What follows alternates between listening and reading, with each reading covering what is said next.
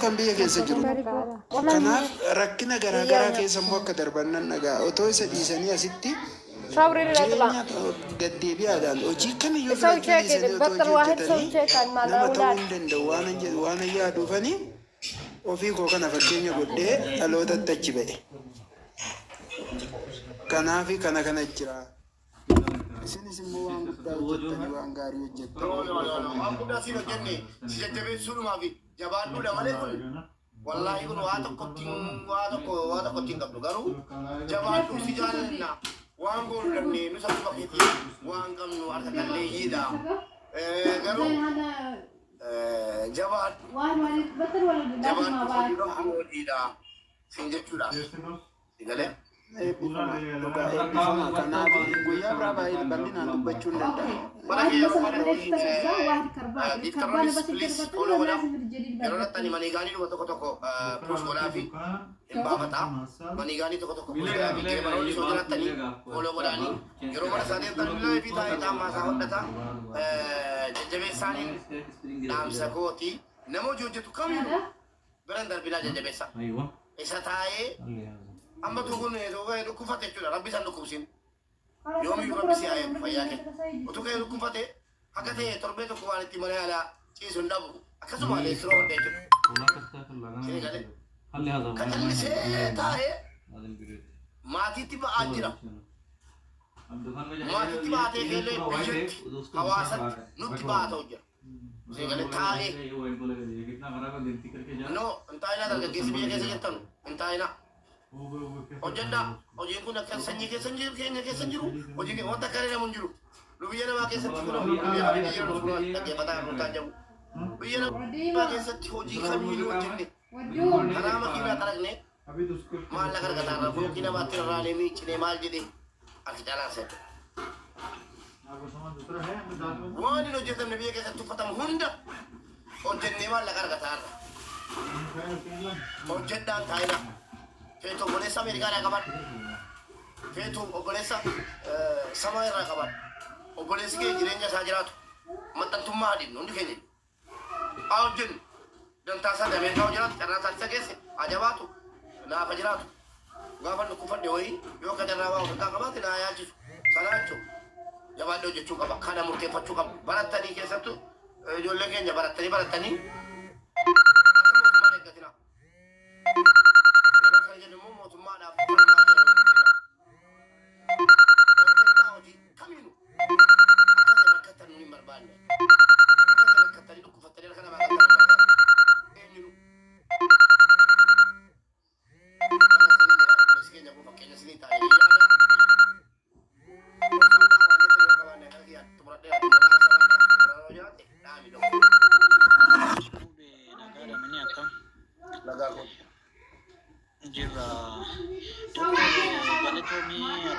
kaleessallee koomentii garaan ture yeroo laayifii galte tokko na yaadatte yoo ta'e jabaadhu hojii bayeessaa hojii deeggaramuu qabuudha siin jedheen ture riilii dhugaa dubbachuu fi mubeen kaasee jira ani dhugaan siin jedha ijoollee waggaa 18 haga 22 baratanii har'a hin beekta biyya keenya keessatti maal akka ta'aa jiranii qilleensa irra jiran hedduu isaanii hin beekan kan yuunivarsiitii raajiniin ba'eesi haa ta'uutii garuu ati immoo konfiidensiidhaan kan hojjechuun kee kabaja sii godha malee kabaja kee hin xiqqeessu tokkoffaa irratti waayiti beekuu qabdu keessa ijoolleen keenya yeroo baay'ees ta'e akkuma sabaatti yoo fudhannee ilaalle nuti wanti Oromoo boodatti nu deebisee ikoonomiidhaan biyya kanarraa saba biyya kanarraa jirurraa yoo fudhanne gadaanaa kan ta'u godhe Oromoo tokko sheemii jennee wantoota sheem yookaan immoo safuu utuu adda baasuu dadhabuudhaanii wanta akkasii nama qaanyeessa yookaan waan jiru tokko jira aadaa keessa riilii akkuma mubee nama dubbate hojii biyya keessatti tuffatamaadha jedhamu kana bamuluu isaa hojjeta namni biyyarraa gaafachi fagaatu nama isan beeknerraa gaafachi fagaatu hojii biyya keessatti tuffatamaa jedhamee aadaadhaan baratame kana oli hojjeta jechuu eenyuunsaa jechuu so ati immoo namaaf fakkeenya taata namni illee sirraa barachuu qaba dhugaan siin jedha kaleessas baay'ee ani koomentii irratti sii barreesseen ture namni illee sirraa barachuu qabachuudha. Keessumatti Oromoon fakkeenya taatee kan hojii tuffatu sirraa fakkeenya fudhatee jijjiirama kana akka argu abdiin qaba. Ati immoo haamilee guddaa horatta jedhee yaada. Kanaaf namni hundi mucaa kanarraa baratanii akka nama tokkootti namni tokko moodelingiidha nama tokkoo fi gaafa waa tokko hojjetu waan guddaarraa barata namni.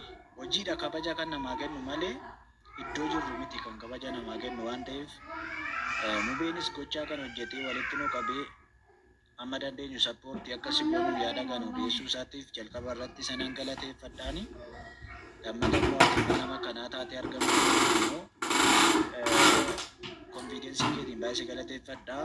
Jabaadhuu gara fuulduraattis immoo barbaachisoo jiraate si wajjin jira jechuun maafini seene jechuu kooti galatoomi. Ulfaadhu kabajani Kileeko, thank you. Galatoomi. Mube as bay me video. Tare mube riba. Wala rabsina wallolla akka barbaadani fayyadamaa namu. Keessatti garuu wanti andaamu takka yoo jiraatte ilmi namaa bakka walgahii takkatti nama dhibbaa ta'u kumaa ta'u waan wahii yaadachuun biyya ofii yaadachuun haadha ofii yaadachuun saba ofii yaadachuun haga danda'e. Koinii takka ta'u doolaara 10 haa ta'u suni dirqama namummaa qofa osoo hin taane imaanaadha. Waan san beekuun nurra jiraata. Akka amantiitti illee amantii kamuu haa ta'u namni tokko walitti dhufe waan toltuu walgahii san keessatti yoo dalagee milkaa'aa deema jedhama. Waan akkasii godhuun nurraa eegama. Namoonni hedduun amma mana mubee kanatti namni argamanii namoota gurguddaa dhufaa, sheekota dhufaa, namoota sa'aatii kanatti taphaa wanni adda addaa irraan tolle dhufaa. Maaliif mana mubee kana dhufanii waattu jira jecha. Tapha keessa faayidaa wahii jira, ergaa wahii jira, sadaqaa wahii jira, toltuu wahii jirti. Kanaaf namni hedduun illee as dhufa. Nama kaawwan illee morma warra taphatullee taphadhaa waan feetan godhaa yerootti isin jira. Garuu gaafa biyyi teessan isin tajaajilamtu gaafa hiriyyaan keessan sabni keessan dhibamee haa ta'u rakkatee haa ta'u isinitti tajaajilmu waan qabdaniin waan hin qabne namni gochuu hin danda'u. Yoo koinii 10 qabaates yoo riyaala 10 yookiin doolaara 10 qabaates nama san gammachiisee ofiillee itti gammaduun dirqaman ta'a. Kanumaa fi hedduu galatoomaa hedduu ulfaadhaa. Ani muuxannoo jireenya kiyyaa keessatti muuxannoo jireenya kiyyaatti yoo isin hime diiteelillee isin himu mana hidhaatiin seene gaafa mana hidhaa seenu Obee fayyee gashime. gaaf sanani waggaa 10 waggaa 14 something waan akkasitti hedduu xiqqaa ture. Yeroo san nama siyaasaan hidhamu namni hedduu sodaata. Haadha koo qofatu dhufee mana hidhaa kanatti na daawwata. Nyaata naaf iddii, qarshii naaf iddii, uffata naaf iddii. Bakka na gaddisiiste karaa fagoo deemtee taati yoo. Hedduu waan na gaddisiistes mana hidhaa kana keessatti hojii uumuu murteessa sammuu kiyya keessatti. Bakki nama jiru kun poolis xaabiyaa jedhanii poolis xaabiyaa irraa gara mana gurguddaatti yoo jibaate okei hojii ni jira mana hojjetaa maal hojjetaa ni beektanii warri dhabtu. Bakka poolis xaabiyaa kanatti namni hedduu baay'eedha. Manni meetira 4 hin geenne keessa nama 67 ciisnaa hedduu rakkoodha. Ani ammoo bakkuma kanatti hojii uumuuf itti karoorseen ture. Achi maalin godhe namni tokko dhufee namni aangoo qabu gaafsan na hidhe dhufee hidhamee gaaf hidhamuu naan saayibatee namni hedduu gaddisiisee nama xiqqaadha. Bakka hedduu nama mararamee jedhe amma gurbaa kanaani sigaaraa dhuga. Namni hidhame kun nama 400 hin qabu. Namni hidhame kun hundinuu sigaaraa dhuga. Sigaaraa kana poolisii yeroo tokkoon bittii fi yeroo tokkoon dhoogiti. Amma maalin godhe sigaaraa kana isteekaa tokko jedhanii yeroo sanii paakkeettii 10 qabata.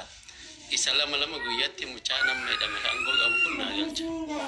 Isa gurguree guyyaatti doolaara 10 tirfe birrii biyya keenyaa san 10 tirfe argata. Qarshii kana walitti kuusee gaafa taraa haati kiyyee dhuftu qarshii kana walitti kuusee qarshii 50 kenneefi kana booda hanga gaafa man hidhaa guddaatti tarutti yookiin bahutti natti nufi kunaan qarshii argadda jedhanii akkasiin nutti dhufne godhee jechuudha. Maaliif